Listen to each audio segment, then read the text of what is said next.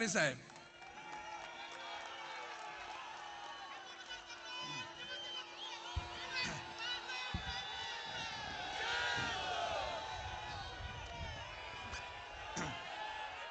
व्यासपीठावरील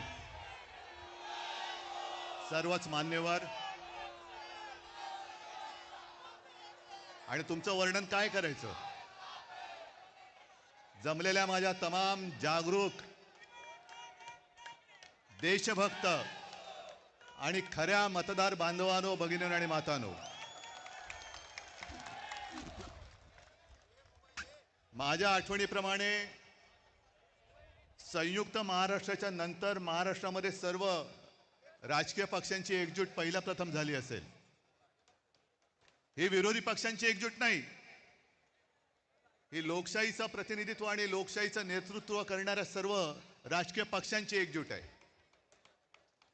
आणि मतचोरी करणाऱ्यांना सांगतो की आज नुसती ठिणगी बघताय, या ठिणगीचा वणवा कधी होऊ शकेल एवढं लक्षात ठेवा. तुमच्या बुडाला आग लावण्याची ताकद या ठिणगीमध्ये आहे.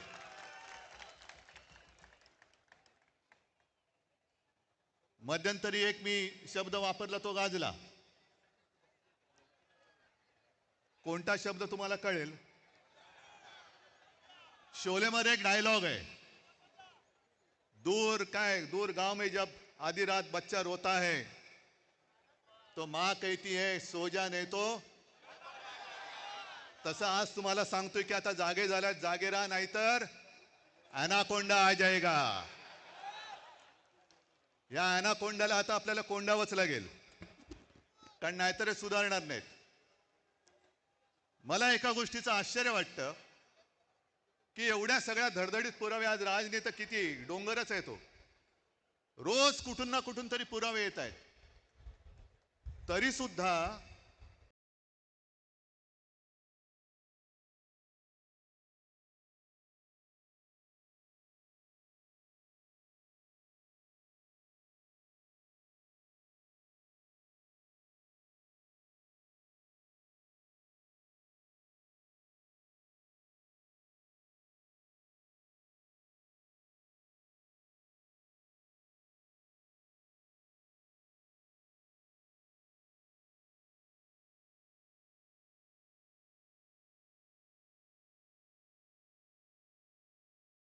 आपले राज्यकर्ते आणि निवडणूक आयोग लोकसभेच्या विपक्ष म्हणजे आपण कोणत्या मतदारसंघात कसा लाभ घेतलेला आहे याचा पर्दाफाश मी करेन. मी मुख्यमंत्र्यांना तुमच्या सगळ्यांच्या साक्षीने आव्हान